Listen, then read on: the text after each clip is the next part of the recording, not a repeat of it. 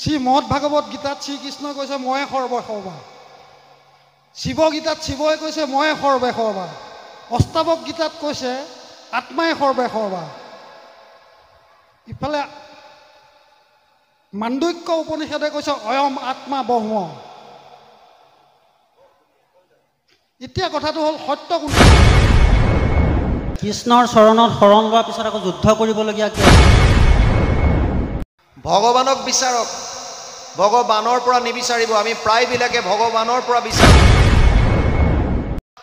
অৰ্জুনে ভগৱানক ক'লে সেনায়ুৰ উভয়ুৰ মধ্যে ৰথম স্থাপয়মে অচ্যুত। প্ৰথম অধ্যায় 21 নম্বৰ শ্লোক গীতা। দৃষ্টেমম স্বজনম কৃষ্ণ যুজুৎসুম সমুপস্থিতম সিদন্তি মম গাত্রাণি মুখচৈব পুরিশুষ্যতি বেপথুস্ব শরীরমে রুমহর্ষস্য জায়তে। প্রথম অধ্যায় 28 আর 29 নম্বর শ্লোক গীতা কৈছে গান্ধীবম শ্রমসতে হস্তাৎ তক চৈব পরিদাজ্যতি না স শক্নৈম্য অবস্থাতুম ভ্রমতি বস মে মন। প্রথম অধ্যায় 30 নম্বৰ শ্লোক গীতা। মূৰটো ঘূৰাবলৈ ধৰিছে, হাতৰ পৰা গান্ধীব খহি পৰিছে, বহুতো বিমংগল দেখিছে। নিমিত্তানি চ পশ্যামি বিপৰীতানি কেশৱ না চ শ্ৰেয় অনুপশ্যামি হতোয়া সজনমুদ্যবি। প্ৰথম অধ্যায় 31 নম্বৰ শ্লোক গীতা। আৰু তাৰ পাছত শৰণ লৈছে দ্বিতীয় অধ্যায় 7 নম্বৰ শ্লোকত। অৰ্জুনে কৈছে কাৰ্পণ্য দোষ উপহৃত স্বভাৱ পৃষ্যামি ত্বম ধৰ্ম সম্মূঢ় চেতা যদ শ্ৰেয়স্যাদ নিশ্চিতম দান ব্ৰূহি তন্মে শিষ্যস্তেহম স্বাধীনম তম প্ৰপন্নম। হে প্ৰভু, তোমাৰ চৰণত মই শিষ্যত্ব গ্ৰহণ কৰি শৰণাপন্ন হ'লোঁ। মোক এতিয়া মোৰ কাৰণে যিটো কল্যাণকাৰক, যিটো মোৰ কাৰণে শ্ৰেষ্ঠ নিশ্চিত, এই কথাটো মোক কোৱা, উপদেশ দিয়া। কিন্তু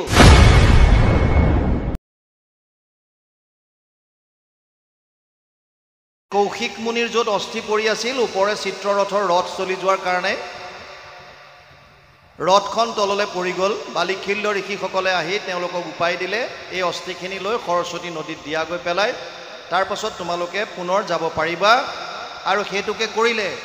এতিয়া ইয়াত কৈছে ভক্তিভাৱে লগাই সৰস্বতীৰ জলত স্বৰ্গে চলি গৈলা পাছে চৰিয়া ৰথত শুক নিগদতি শুনা অভিমন্যু সুত নাৰায়ণ কবচৰ মহিমা অদভূত অল্প কৰি কহিলোঁ বহল পৰি হৰি লক্ষ্য মুখে কহিবে নোৱাৰি সাংগ কৰি। নাৰায়ণ কবচৰ মহিমা বহুত আছে, লক্ষ্য মুখে কৈও সাং কৰিব নোৱাৰি। সেইকাৰণে মই অলপ কৰি পেলাই তোমাক কথাখিনি ক'লোঁ। এই বুলি শুকদেৱে পৰীক্ষিতক কৈ আছে, এক কৃষ্ণ নামৰ যতেক আছে গুণ কোটি জনমতো তাক কহিবেক কোন একে কৃষ্ণ নামে তৰি দুৰ্গতি সকল কবচতো কৰি কৃষ্ণ নাম সুমংগল। আমি প্ৰথমে কৈছিলোঁ যে যি নামৰ মাহাত্ম এইটো বুজাবৰ কাৰণে ইয়াত এইখিনি কথা আনিছে।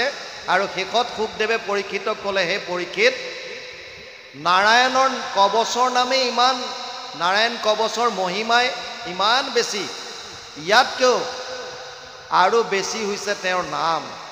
কেৱল কৃষ্ণৰ নাম যদি আমি মাত্ৰ লওঁ, ৰাম কৃষ্ণ নাম যিটো লয় একবাৰ, কোটি জনমৰ পাপ ভস্ম হোৱে তাৰ।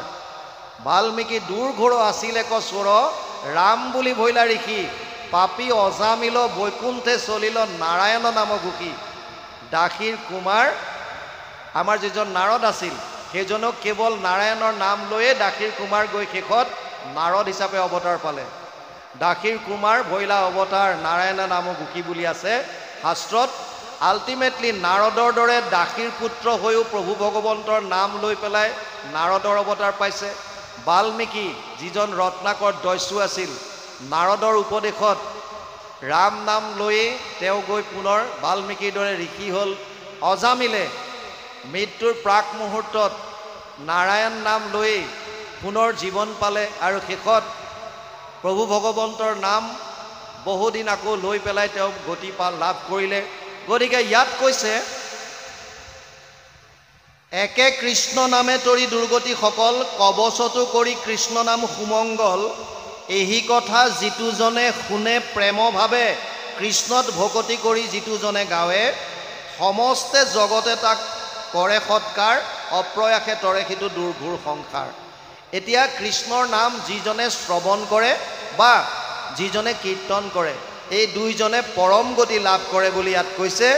শেষত শুকদেৱে কৈছে যে হে পৰীক্ষিত, হেন জানি কৃষ্ণক ভজিও গুৰু ৰায়, কৃষ্ণ নাম সখা ভৰিলে কাকো ভয় নাই। যদি আমি কৃষ্ণ নাম আমাৰ জীৱনৰ সখা হিচাপে লওঁ, বান্ধৱ হিচাপে লওঁ, তেতিয়া কৈছে যে তেতিয়া তুমি কাকো ভয় কৰিব নালাগে। আমাৰ মানুহৰ আটাইতকৈ ডাঙৰ ভয় হৈছে মৃত্যুৰ ভয়। প্ৰত্যেক মানুহৰ কেইবা ধৰণৰ ভয় থাকে। এটা হৈছে শৰীৰৰ অংগ পতংগবিলাকৰ ক্ষতিক্ষয় হোৱাৰ ভয়। এটা হৈছে মিতিৰ কুটুম বা আপোনজনৰ হানি বিঘিনি হোৱাৰ ভয়। এটা হৈছে ধন সম্পত্তিবিলাক যিবিলাক মোৰ কৰি আছোঁ, এই মোৰ বস্তুবিলাকৰ কিবা হানি বিঘিনি হোৱাৰ ভয়। আটাইতকৈ ডাঙৰ ভয় হৈছে মৃত্যুৰ ভয়। আমি কোনো মৰিব নিবিচাৰোঁ। কিহৰ কাৰণে মৰিব নিবিচাৰোঁ? আপোনালোকে কেতিয়াবা ভাবি চাইছে নাই? আমি যে মৰিব নিবিচাৰোঁ কিয়? ইয়াৰ মূল কাৰণটো কি? ভগৱানৰ এটা নাম হৈছে সচ্চিদানন্দ, সৎ চিত আৰু আনন্দ স্বৰূপ ভগৱান কৃষ্ণ। সৎ মানে সনাতন, যিটো সদায় আছে, আগতেও আছিল, এতিয়াও আছে, ভৱিষ্যতলৈও থাকিব। সৎ, যিটোক এক্সিষ্ট কৰা বুলি কয়, আছে। চিত মানে জ্ঞান, জনাৰ হাবিয়াস, জ্ঞান। আনন্দ আমি সকলোৱে বুজি পাইছোঁ, যিটো পৰম আনন্দ। সেইজন সচ্চিদানন্দৰ অংশ হলো আত্মা, মানে আমি, মই। মামে বংশ জীৱলোকে জীৱভূত সনাতন, পঞ্চদশ অধ্যায় 7 নম্বৰ শ্লোক গীতা। তাত কৈছে এই জীৱবিলাক মোৰ অংশ। কাৰ অংশ? ভগৱান কৃষ্ণৰ। ভগৱান কৃষ্ণ কেনেকুৱা? সচ্চিদানন্দ ৰূপায়, সৎ চিত আৰু আনন্দৰূপী। সৎ বস্তুটোৱে যিহেতু ভগৱানৰ পৰা আহিছে, এক্সিষ্ট কৰে, সদায় আছিল, আগতেও আছিল, এতিয়াও আছে, পিছলৈও থাকিব। আমাৰ আত্মাটো তেনেকুৱা, আত্মাৰ কেতিয়াও হানি বিঘিনি নহয়। কিন্তু আমি নিজকে যিহেতু শৰীৰ বুলি ভাবোঁ, প্ৰায়বিলাকৰ ভুল তাতে, শৰীৰটোকে মই বুলি ভাবোঁ। সেইকাৰণে আমি ভাবোঁ যে শৰীৰটো যাতে সদায় থাকে, সেইকাৰণে আমাৰ মৃত্যুৰ কাৰণে ভয় লাগে, সদায় থাকিব বিচাৰোঁ।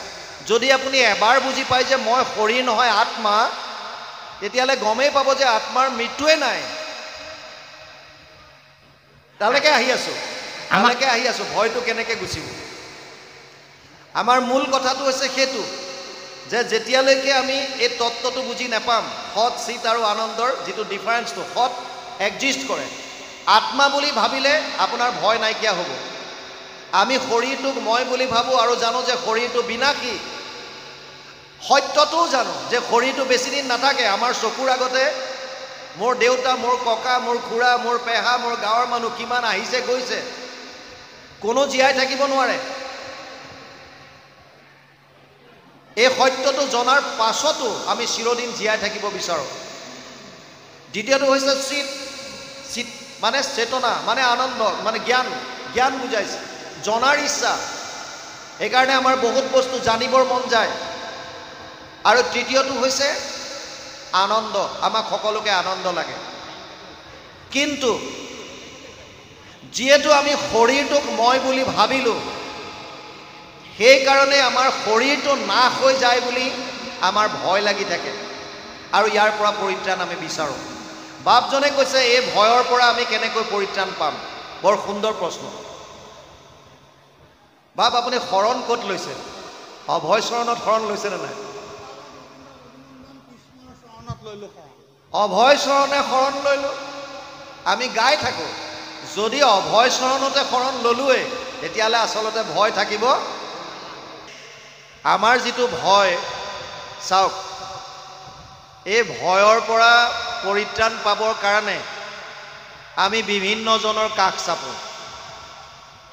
কোনোবাই কাৰোবাৰ জ্যোতিষৰ ওচৰত গৈছে, কোনোবাই চান্ত্ৰিকৰ ওচৰত গৈছে, আৰু বিভিন্নজনে আমাৰ সুবিধা লয়। বিভিন্নজনে সুবিধা লৈ যাৰ যেনেকুৱা মন তেনেকৈ কৰায়। এটা ল'ৰাই ছোৱালী এজনী বিয়া কৰাই আনিলে।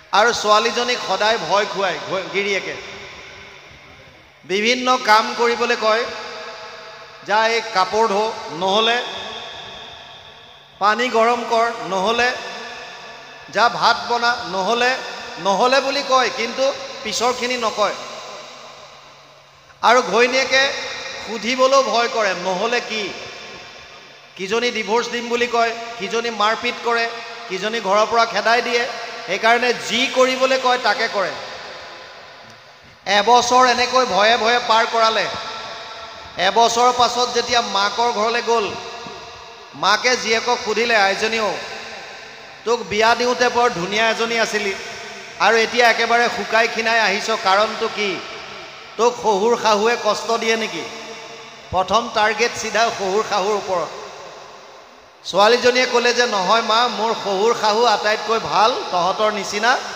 নিজৰ ছোৱালীৰ দৰে মৰম কৰে গতিকে মই তেওঁলোকৰ পৰা একো কষ্ট পোৱা নাই বোলে তেতিয়াহ'লে খিনাইছ কিয় কৈছে যি হৈছে তোৰ জোঁৱাইৰ কাৰণে হৈছে জোঁৱাইয়ে কি কৰে প্ৰত্যেক দিনাই ভয় খুৱায় এইটো কৰ নহ'লে হয়তো কৰ নহ'লে এনেকৈ মোক ভয় খুৱায় তেতিয়া মাকে সুধিলে আইজনী তই কেতিয়াবা সুধিছনে নাই যে নহ'লে কি কৈছে সেইটোৱেতো ভয় ক'লে এইবাৰ ভয় নকৰিবি আমাৰ লগত ব'ল আমিও যাম তোৰ ঘৰৰ আশে পাশে লুকাই থাকিম তোক যদি কাইলৈ কিবা কয় যে এইটো কৰ নহ'লে তই ডাইৰেক্ট সুধিবি নহ'লে কি আমি ওচৰতে থাকিম গতিকে সি একোটো কৰিব নোৱাৰে আৰু মাক বাপেক লগত গ'ল ঠাণ্ডাৰ দিন আছিল তেওঁলোকৰ ঘৰৰ আশে পাশে মাক বাপেক ৰাতিটো লুকাই আছে ব্ৰহ্মপুৱাতে গিৰিয়েকে বিচনাত ঘৈণীয়েকক কৈছে এই উঠ এতিয়ালৈকে শুই আছ যা পানী গৰম কৰ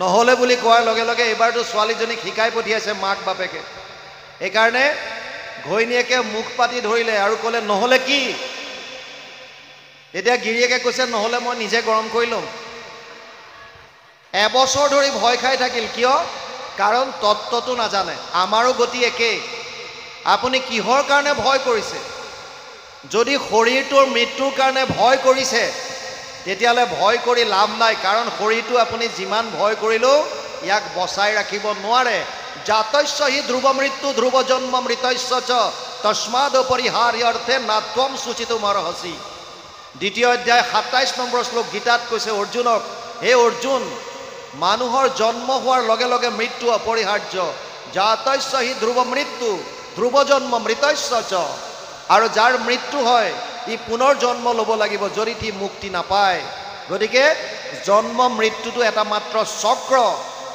যেতিয়ালৈকে জীৱই মুক্তি নাপায় তেতিয়ালৈকে পুনৰপি জননম পুনৰপি মৰণম পুনৰপি জননী জঠৰে শয়নম বাৰে বাৰে অহা যোৱা কৰি থাকিব লাগিব ইয়াৰ পৰা পৰিত্ৰাণ পোৱাৰ উপায় কেৱল এটাই আছে কৃষ্ণত শৰণ লওক ভগতৰ সংগত তেওঁৰ লীলা কথা শ্ৰৱণ কীৰ্তন কৰক যদি গুৰুৰ কৃপা হয় ভগৱন্তৰ দয়া হয় তেতিয়াহ'লে আপোনাৰ সঞ্চিত কৰ্মবিলাক বাৰ্ষ্ট হ'লে আপুনি পুনৰ আহিব নালাগে পৰম গতি লাভ কৰিব পাৰিব বৈকুণ্ঠ ধামত স্থান পাব য'লে এবাৰ যোৱাৰ পাছত আকৌ আহিবলগীয়া নহয় নতাত ভাষয়তে সূৰ্য ন শশাংক ন পাৱক যদ গত্বা ন নিৱৰ্তন্তে তদ ধাম পৰমম মম পঞ্চদশ অধ্যায় 6 নম্বৰ শ্লোক গীতা অৰ্জুনক কৈছে হে অৰ্জুন মোৰ সেইখন স্থান য'ত এইবিলাক চন্দ্ৰ সূৰ্যই পোহৰ কৰিবলগীয়া নহয় স্বপ্ৰকাশিত হৈ থাকে য'লে এবাৰ যোৱাৰ পাছত আৰু জীৱ পুনৰ আহিবলগীয়া নহয় সেইখন ধাম হৈছে বৈকুণ্ঠ ধাম গতিকে আমি যদি কৃষ্ণৰ চৰণত শৰণ লৈ তেওঁৰ লীলাসমূহ ভগতৰ মুখে শ্ৰৱণ কীৰ্তন কৰি থাকোঁ তেতিয়াহ'লে আমাৰ জীৱবিলাকে বা আমিবিলাক এই বৈকুণ্ঠ ধামলৈ যাব পাৰিম আৰু যোৱাৰ পাছত পুনৰ এই 84 লাখ যোনিত ভ্ৰমণ কৰিবলগীয়া নহয় আপোনালোকে জানি আচৰিত হ'ব জীৱবিলাকে মানুহৰ শৰীৰ পোৱাৰ আগত 84 লাখ যোনি ভ্ৰমণ কৰিবলগীয়া হয় কি আছে 84 লাখ 20 लाख सब स्थावर जानो 9 लाख जलचर सब मानो 11 लाख कुरुम को भी गावे पक्षीगण 10 लाख बतावे 30 लाख पशु जानो हो भाई 4 लाख बंदर दुखदाई जब ये 84 लाख कट जावे तब कहूँ मानुस्तन पावे মানুহৰ শৰীৰ পোৱাৰ আগতে জীৱবিলাকে 20 লাখ জুনি আছে, বিভিন্ন প্ৰজাতি আছে গছ গছনিৰ।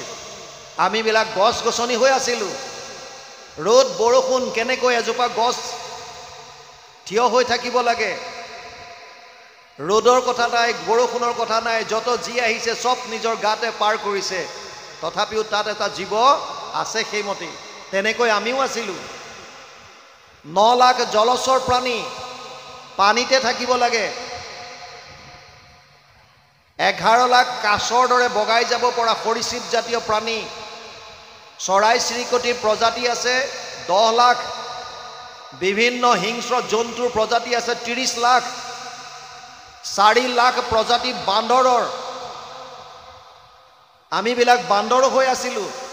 এই 84 লাখ জনী ভ্ৰমণ কৰাৰ পাছত 100 কোটি জন্মান্তৰে হৈ মহাভাগ নৰ শৰীৰক জীৱে তেবে পাৱে লাগ। কিমান কষ্টৰ ফলত আমি এইটো শৰীৰ পাইছোঁ, কিমান পুণ্যৰ ফলত। গতিকে এই শৰীৰটো মানুহৰ শৰীৰটো অতি দুৰ্লভ। এই শৰীৰটো পোৱাৰ পাছতো যদি আমি কৃষ্ণতে শৰণ নলওঁ, যদি আমি জীৱনটো সফল নকৰোঁ, মহাপুৰুষ মাধৱদেৱে ঘোষাত লিখিছে মনুষ্য জনম সফল কৰাৰ উপায় হৰিৰ চৰণে শৰণ লৈলোঁ, মানৱী জনম সফল কৰিলোঁ। কৃষ্ণৰ চৰণত শৰণ ল'লেহে আমি এই জন্মটো সফল কৰিব পাৰিম। তাৰ বাহিৰে আন উপায় শাস্ত্ৰত দিয়া নাই কলিযুগৰ মানুহৰ কাৰণে। আৰু সেইকাৰণে ইয়াত বৰ সুন্দৰভাৱে এতিয়া আনি ক'লে, হেন জানি কৃষ্ণক ভজিও কুৰু ৰায়। পৰীক্ষিতক কৈছে সুখদেৱে, এই ভাগৱত চলি আছে, কেইবাটা স্থানতো চলি আছে, বুজক। নৈমিষাৰণ্যত 28,000 ঋষি মুনিক সুতমুনিয়ে কৈ আছে। কাৰ কথা কৈছে? সুখদেৱ আৰু পৰীক্ষিতৰ কথা। সুখদেৱ আৰু পৰীক্ষিত কোন আছিল? উত্তৰাৰ পিতেক, অভিমন্যু আৰু উত্তৰাৰ সন্তান আছিল, অৰ্জুনৰ নাতি। পৰীক্ষিতক শাপ দিছিল শৃংগী মুনিয়ে, সপ্তম দিৱসত তোক তক্ষকে দংশক, বিষবহনি লাগি তোৰ শৰীৰ ভস্ম হওক। 7 দিনৰ দিনা তোক তক্ষকে দংশন কৰিব। আৰু তাৰ পাছত পৰীক্ষিতে ৰাজ্যভাৰ নিজৰ পিতেক জন্মেজয়ক দি গংগাৰ পাৰলৈ যায়। গংগা পাৰত অগণন ঋষি মুনি গোট খায়। তেওঁলোককো প্ৰশ্ন কৰিছিল কলিযুগৰ মানুহৰ কল্যাণ কেনেকৈ পাব। কোনোবাই কৈছিল যাগ যজ্ঞ পূজা পাতল, কোনোবাই কৈছিল ধ্যান ধাৰণা সমাধি ইত্যাদি ইত্যাদি। সন্তুষ্ট হ'ব পৰা নাছিল। কেৱল 7 দিন সময় আছে হাতত। 7 দিনৰ ভিতৰত কেনেকৈ পৰম গতি লাভ কৰিব পাৰে।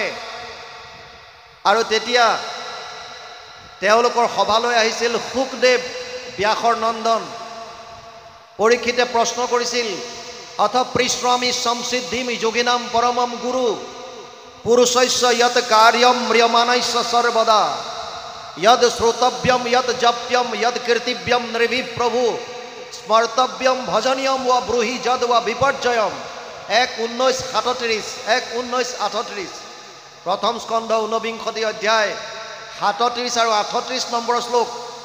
পৰীক্ষিতে সুধিছে সুখদেৱক, অনুবাদ কৰিছে গুৰুজনাই ভাগৱতত, মৰণ সময়ে তোমাৰ চৰণে পুচুহু গুৰু সাম্প্ৰত, ম্ৰিয়মান নৰে সদায়ে কি কৰ্ম কৰিবে এইটো লোকত। মৃত্যুমুখী মানুহে এই সংসাৰত সদায় কি কাম কৰাটো উচিত।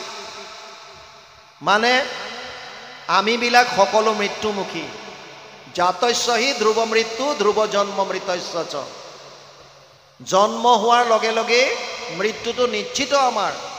সেইকাৰণে আমিবিলাকে কি কৰ্ম কৰা উচিত। কাহাক শুনিবে, কাহাক জপিবে, কাহাক স্মৰিবে নৰে। ভজনৰ যোগ্য কোননো দেৱতা কহিও মত সত্তৰে। শ্ৰৱণ কীৰ্তন কৰিবাৰ যোগ্য নুহি যত যত কথা। তুমি সে পৰম গুৰু মুনিবৰ আমাতো কৈ সৰ্বথা। হে গুৰুদেৱ, তুমি মোক কোৱা যে মৃত্যুমুখী মানুহে কি কৰা উচিত। কাৰ কথা শ্ৰৱণ কৰিব, কাৰ কথা কীৰ্তন কৰিব, কাৰ নাম জপ কৰিব, কাৰ ভজন কৰিব। আৰু শ্ৰৱণ কীৰ্তন কৰিব নলগীয়া কি কি কথা আছে, এই গোটেইখিনি মোক কোৱা। তাৰ পাছত শুকদেৱে পৰীক্ষিতক ভাগৱত কয় আৰু শুকদেৱে কৈ থাকোঁতেই তৃতীয় কথা চলি আছে বিদুৰ আৰু মৈত্ৰেয়ৰ, ব্ৰহ্মা আৰু নাৰদৰ বিভিন্নবিলাক সংবাদ এই কথাখিনি ইয়াত গোট খাইছে। এতিয়া ইয়াত কৈছে শুকদেৱে পৰীক্ষিতক কৈছে হেন জানি কৃষ্ণক ভজিও কুৰু ৰায়, কৃষ্ণ নাম সখা ভৰিলে কাকো ভয় নাই। কেৱল কৃষ্ণক যদি আমি সাৰথি হিচাপে ল'ব পাৰোঁ তেতিয়াহ'লে আন একো ভয় কৰিবলগীয়া আমাৰ নাথাকে। ইয়ালৈকে গৈছে, অকণমান পাঠ যাওক। কৃষ্ণ পদে কৈছে যিটো তনু গোট নিবেদয় কৃষ্ণ পাও, জানিবা পবিত্ৰ আতি ভৈল সিটো কায়। যিটো তনুগোট, যিটো শৰীৰ কৃষ্ণৰ চৰণত আমি অৰ্পণ কৰিলোঁ, মানে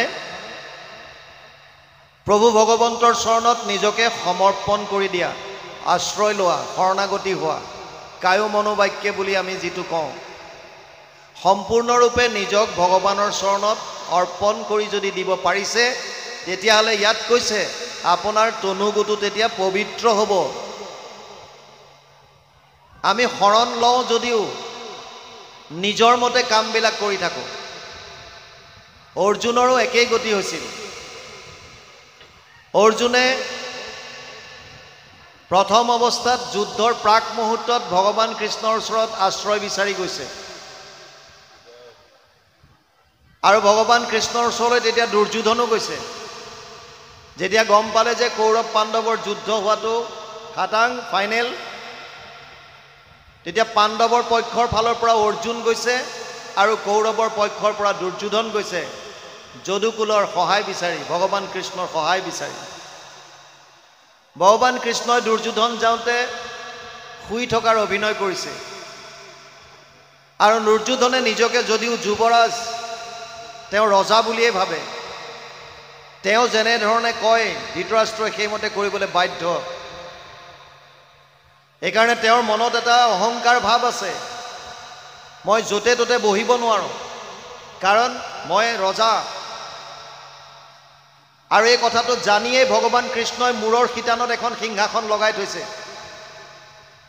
দুৰ্যোধন যদিও সহায় ভিক্ষা কৰিবলৈ গৈছে, আপুনি কাৰোবাৰ ওচৰত সহায় ভিক্ষা কৰিব গৈছে কিন্তু নিজৰ ইগোটো এৰি দিয়া নাই, অহংকাৰটো এৰি দিয়া নাই।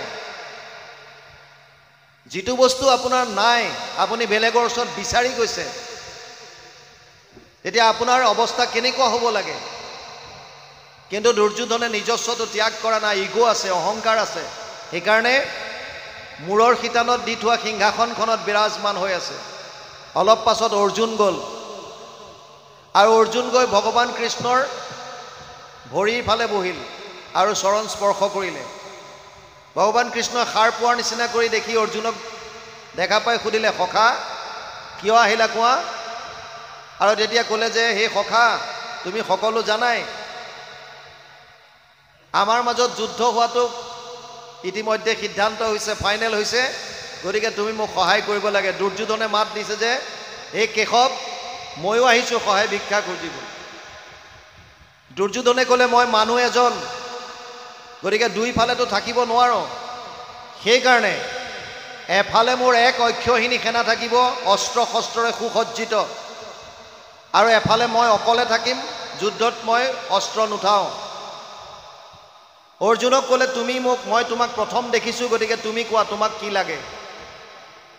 অৰ্জুনৰ প্ৰথম চাৰেণ্ডাৰ, শৰণ। অৰ্জুনে কৈছে হে প্ৰভু, মোক পৰীক্ষা কৰি চাব নালাগে, মোক কেৱল তোমাক লাগে।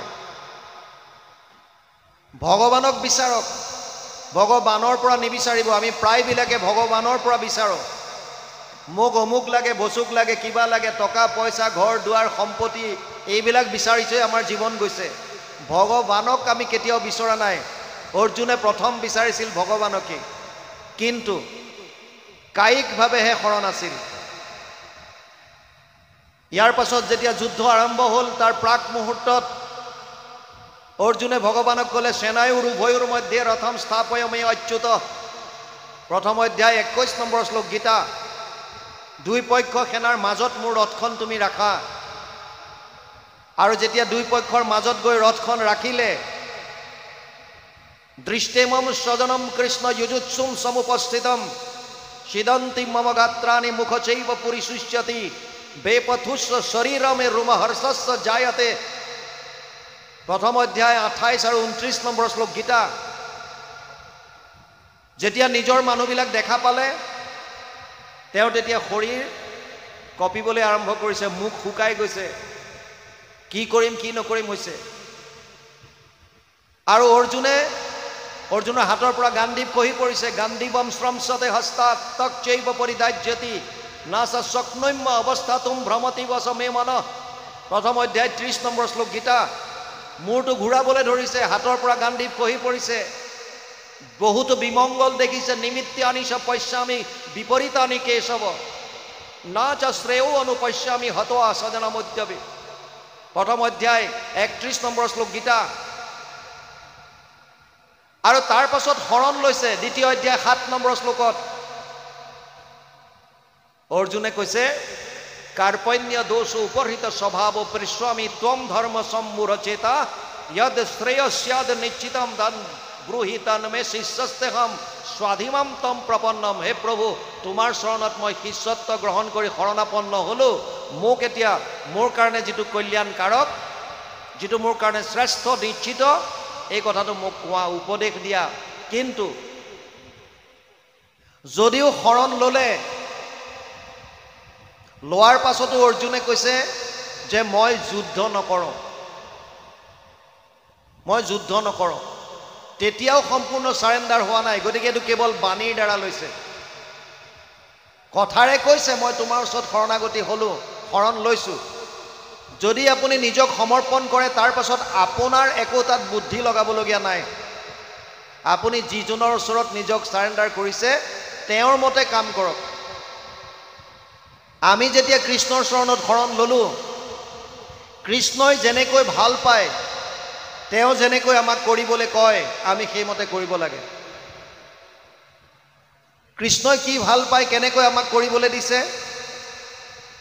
অদ্বেষ্টা সৰ্বভূতানাম মৈত্ৰ কৰুণ এব চ নিৰ্মম নিৰহংকাৰ সম দুঃখ সুখ ক্ষমী সন্তুষ্ট সততাম যোগী অততাম দৃঢ় নিশ্চয় ময়ো অর্পিত মনোবুদ্ধিৰ মামে বৈশ্যস্য যো মদ ভক্তা সমে প্ৰিয়। গীতা 12 অধ্যায় 13 আৰু 14 নম্বৰ শ্লোক। তাত কৈছে আমি কি কৰিম এতিয়া যদি কৃষ্ণত শৰণ ল'লোঁ, তেওঁৰ মতে কেনেকৈ চলিম? অদ্বেষ্টা সৰ্বভূতানাম, কোনো প্ৰাণীৰ প্ৰতি দ্বেষ ভাৱ নানিব। প্ৰত্যেকজনক প্ৰতি ভাল ভাৱ আনক। আপুনি ভক্তি বেলেগে কৰিব নকৰিলেও হ'ল, যদি আপোনাৰ মনৰ ভাৱবিলাক শুদ্ধ হয়। আৰু আপুনি যিমান নাম গাই থাকক, আপুনি যিমান যি কৰি থাকক, মনৰ ভাৱবিলাক যদি অশুদ্ধ হয়, ইয়াত যদি কপটতাৰে ভৰি থাকে, বেলেগৰ যদি উন্নতি দেখিব নোৱাৰে, বেলেগৰ ওপৰত যদি ঈৰ্ষা থাকে, দ্বেষ থাকে, তেতিয়াহ'লে আপুনি বাহ্যিক ক্ৰিয়াকলাপবিলাক কৰি তাৰ পৰা বিশেষ লাভ নহ'ব। ভগৱানে কৈছে মনত শুদ্ধতা আনা, সমস্ত প্ৰাণীৰ প্ৰতি ভাল ভাৱ আনা, সুখ দুখ সকলোতে সম হৈ থাকিবলৈ দিছে, যিটো পাইছোঁ তাতে সন্তুষ্ট হৈ থাকিব দিছে। এই ভগৱানৰ কথা। তেওঁৰ চৰণত শৰণ লৈ যদি আমি তেওঁৰ মতে কৰ্মখিনি কৰোঁ, তেতিয়াহে টোটেল চাৰেণ্ডাৰ হ'ব, সমৰ্পণ হ'ব। অৰ্জুনে কেৱল বাণীৰ দ্বাৰা কৰিছিল। আৰু সেইকাৰণে অষ্টাদশ অধ্যায়ত গৈ পেলাই ভগৱান কৃষ্ণই পুনৰ ক'বলগীয়া হ'ল যে চব বাদ দি মোৰ ওচৰত শৰণ ল।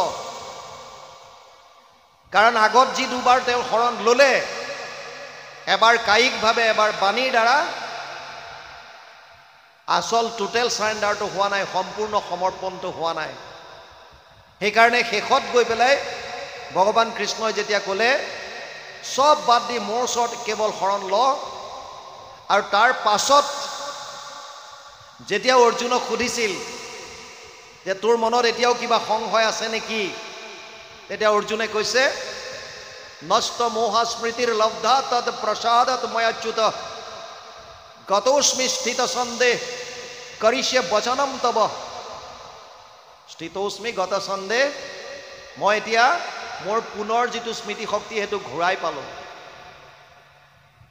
এইকাৰণে এতিয়া মই তুমি যেনেকৈ কোৱা মই তেনেকৈ কৰিম। এইটো হৈছে টোটেল চাৰেণ্ডাৰ।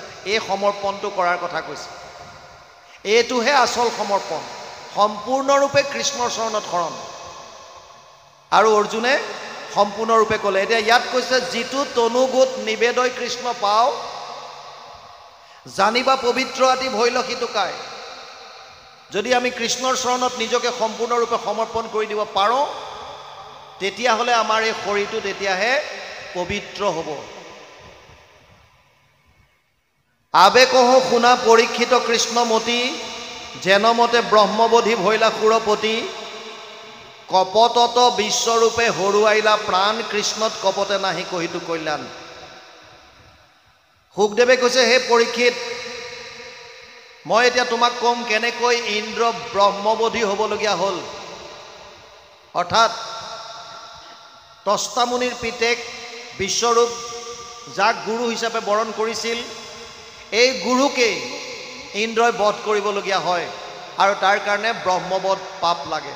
সেইকাৰণে কৈছে কেনেকৈ ব্ৰহ্মবধ পাপ লাগিল, কেনেকৈ ব্ৰহ্মবোধি হ'বলগীয়া হ'ল এই কথাখিনি মই তোমাক এতিয়া ক'ম।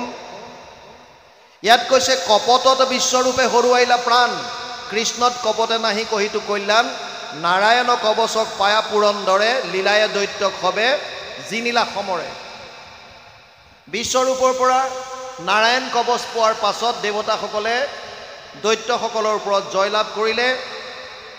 কতকাল হৰিষে আচন্ত দেৱ লোক কৃষ্ণৰ প্ৰসাদে দূৰ ভৈল দুখ শোক। কিছুদিন দেৱতাসকল বৰ আনন্দত দিন নিয়ালে। কৃষ্ণৰ প্ৰসাদত বিশ্বৰূপক গুৰু হিচাপে পাই দৈত্যসকলক হৰুৱাই কিছুকাল দেৱতাসকলে আনন্দত স্বৰ্গসুখ ভোগ কৰিছে। বিশ্বৰূপ গুৰু ভৈলা সকলো দেৱৰ কৰাৱন্ত যত যজ্ঞ ভাগ নিৰন্তৰ। কাৰণ বিশ্বৰূপক তেওঁলোকে গুৰু পালে আৰু বিশ্বৰূপে গুৰু হিচাপে কৰাৱন্ত যত যজ্ঞ ভাগ নিৰন্তৰ। যি ধৰণৰ যেনেকুৱা যজ্ঞ কৰিবলগীয়া আছিল এইখিনি কৰাইছে, ইয়ালৈকে গৈছে। তাৰ পাছত বিশ্বৰূপৰনো কেনেকুৱা আকৃতি আছিল, কেইখন মুখ আছিল, কি আছিল এই কথাখিনি এতিয়া আহিব। অকণমান পাঠ যাওক, তাৰপিছত আলোচনা। কৃষ্ণৰ চৰণত শৰণ লোৱাৰ পিছত আকৌ যুদ্ধ কৰিবলগীয়া কিয় হ'ল? কৃষ্ণ চাওক, চাৰিটা জাতি আছে আপুনি যুদ্ধ হিচাপে ধৰিছে। ব্ৰাহ্মণ ক্ষত্ৰিয় বিষাম শূদ্ৰানাম চা পৰম তপ কৰ্মাণি প্ৰবিভক্তামি স্বভাৱ প্ৰভাৱেৰ গুণে। চাৰিটা জাতি সৃষ্টি কৰিছিল। অষ্টাদশ অধ্যায় 41 নম্বৰ শ্লোকত অৰ্জুনক কৈছে হে অৰ্জুন, চাৰিটা বৰ্ণ মই সৃষ্টি কৰিছিলোঁ, ব্ৰাহ্মণ ক্ষত্ৰিয় বৈশ্য আৰু শূদ্ৰ। ক্ষত্ৰিয়ৰ কৰ্ম কি আছিল? কৰ্তব্য শৌৰ্য তেজ ধৃতিৰ দক্ষ যুদ্ধে চাপি অপলায়নম দানম ঈশ্বৰ ভাৱচ্ছ ছাত্ৰ কৰ্ম স্বভাৱজম। ক্ষত্ৰিয়ৰ কৰ্ম আছিল ধৰ্মক প্ৰতিষ্ঠা কৰা, লাগিলে তাৰ কাৰণে যুদ্ধ কৰিব।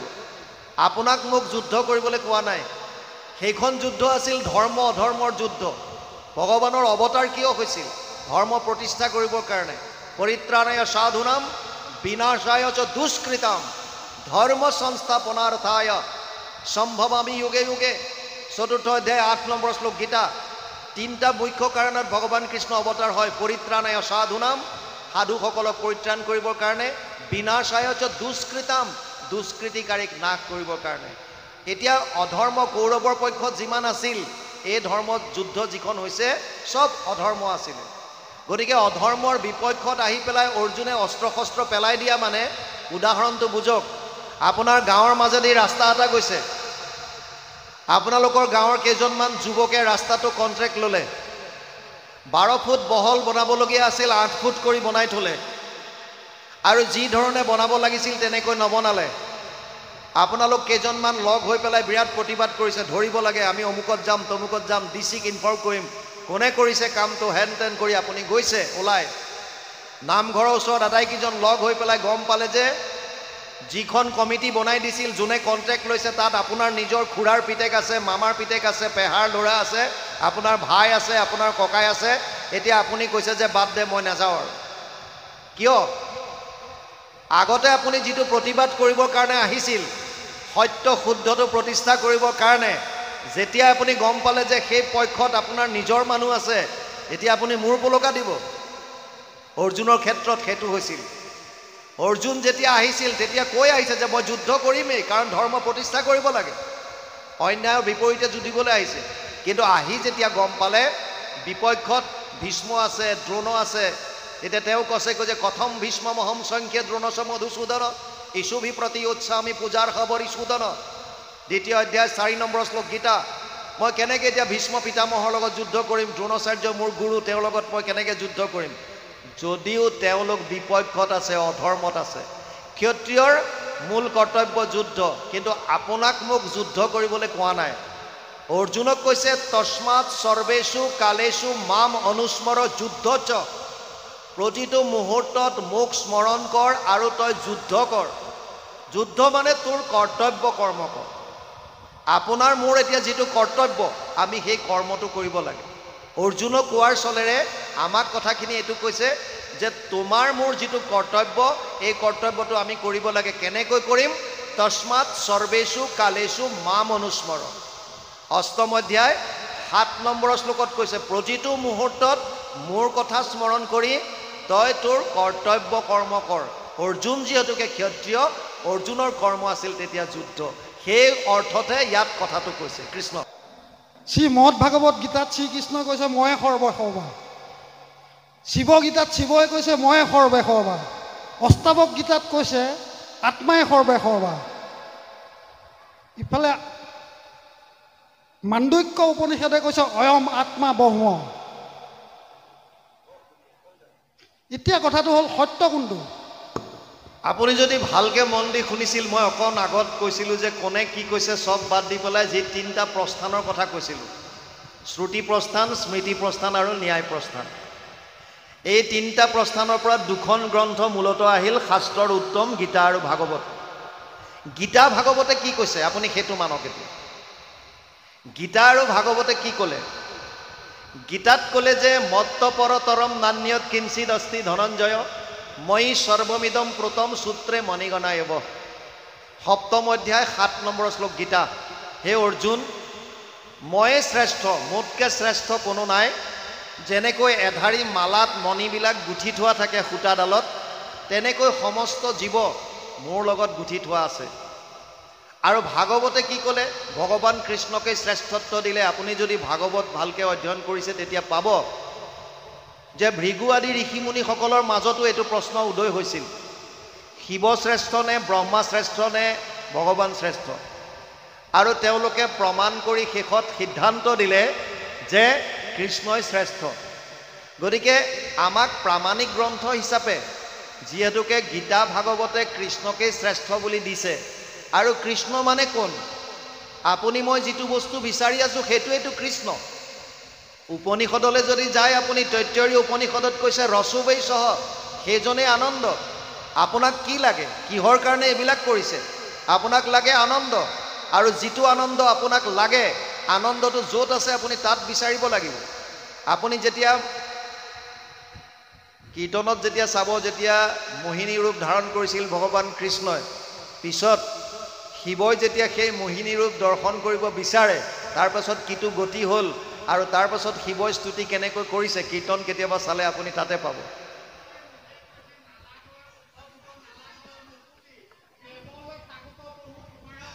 ভগতি তোমাতো ভগতি একোৱে নালাগে এতিয়া আত্মাৰ কথালৈ আহক আত্মা শুনক আত্মা হৈছে ভগৱানৰ অংশ ভগৱানে গীতাত 10ম অধ্যায় 20 নম্বৰ শ্লোকত কৈছে অহম আত্মা গুদাকেশ সৰ্বভূতাশয় স্থিত অহম আদিচ মধ্যম চ ভূতানাম অন্ত এবচ আত্মা আৰু পৰমাত্মাৰ মাজত বা ভগৱানৰ মাজত ভেদাভেদ পাৰ্থক্য আছে মানে ভেদো আছে অভেদো আছে ভেদ আৰু অভেদ দুইটা বুজি লওক ভেদ কিহত আছে অভেদ কিহত আছে অহম আত্মা যিবিলাকে অহম ব্ৰহ্মস্মি বুলি কয় ময়ে ব্ৰহ্ম বুলি কয় চাওক লিমিটেশ্যনবিলাক বুজক যিহেতুকে পৰমাত্মাৰ অংশ আত্মা গতিকে আত্মাৰ যে পৰমাত্মাৰ গুণ আছে এইটো কোনো নুই কৰিব নোৱাৰে যেনে যেনে ভগৱানো সনাতন আত্মাও সনাতন ভগৱানো চৈতন্য আত্মাও চৈতন্য কিন্তু ভগৱান হৈছে সৰ্বজ্ঞ আত্মা সৰ্বজ্ঞ নহয় আত্মাৰ লিমিটেশ্যন আছে আত্মাই এই শৰীৰটোৰ ভিতৰতহে সচেতন কৰি ৰাখে সচেতন কৰা দেহ প্ৰাণ ইন্দ্ৰিয়ক ইয়াৰ ভিতৰত কিন্তু পৰমাত্মাই কোটি কোটি বিশ্ব ব্ৰহ্মাণ্ডক সচেতন কৰি ৰাখিছে উপদ্ৰষ্টা অনুমন্তা চ ভৰ্তা ভোক্তা মহেশ্বৰ পৰমাত্মা ইতি চাপ্যুক্ত দেহে অস্মিন পুৰুষ পৰ। প্ৰতিটো জীৱৰ হৃদয়ত অন্তৰ্যামী ৰূপে থাকি সকলোৰে ভৰ্তা স্বামী ভোক্তা আৰু ধাতা হিচাপে তেওঁ অন্তৰ্যামী হিচাপে প্ৰতিটো জীৱৰ খিয়াল ৰাখিছে। কিন্তু আত্মাই সেইখিনি কৰিব নোৱাৰে। আত্মা হৈছে অল্পজ্ঞ বা জ্ঞ আৰু ভগৱান হৈছে সৰ্বজ্ঞ। আত্মাৰ এই শৰীৰটোত সূক্ষ্ম জগতত ব্যাপ্তমান হৈ আছে, পৰমাত্মা সমস্ত জগতত ব্যাপ্তমান হৈ আছে। সেইকাৰণে অহম ব্ৰহ্মস্মি বুলি কোৱাৰ লগে লগে যেনেকৈ আত্মা গৈ শেষত ব্ৰহ্মত মিলিত হয়, যেনেকৈ সাগৰৰ পানীখিনি নদীৰ নদ নদীৰ পানী গৈ সাগৰত মিলি যায়গৈ এটা সময়ত, এইটো হ'ব প্ৰলয়ৰ সময়ত যেতিয়া উদৰত থাকে। কিন্তু সেই বুলিয়ে আত্মাই ময়ে ব্ৰহ্মা বুলি ক'ব, ব্ৰহ্ম বুলি ক'ব নোৱাৰে। এক বৃক্ষে দুই পক্ষী, এক বৃক্ষে দুই পক্ষী, দুইকো দুইৰো সম দেখি, দুইৰো দুইৰ সখা নিৰন্তৰ। এক বৃক্ষে ফল খাই তভুনিতে শুকাই যায়, নাখায় যিটো সিটো গুণে বৰ। ইয়াতে আছে আত্মা পৰমাত্মা, পৰমাত্মাৰ অংশহে আত্মা। আমি আপোনাক ক'লোঁ যে ভেদ আৰু অভেদ দুইটা বুজাই দিলোঁ। যেনেকৈ নিৰ্গুণ নিৰাকাৰ ব্ৰহ্ম হিচাপে থাকে, ব্ৰহ্মৰ তিনিটা স্থিতি আছে। ব্ৰহ্মৰ তিনিটা স্থিতি আছে। বদন্তি তত্তত্ত্ববিদম তত্ত্বম য়ৎ জ্ঞানম অদ্বয়ম ব্ৰহ্মেতি পৰমাত্মেতি ভগৱানেতি শব্দেত 1-2-11 প্ৰথম স্কন্ধ 2য় অধ্যায় 11 নম্বৰ শ্লোকত কৈছে ভাগৱতত তিনিটা স্থিতি আছে। এটা কৈছে ব্ৰহ্ম, য'ত নিৰ্গুণ নিৰাকাৰ হৈ থাকে। দ্বিতীয়টো হৈছে পৰমাত্মা, য'ত তেওঁ নিৰাকাৰ হৈ যদিও থাকে গুণটো বুজি পায়।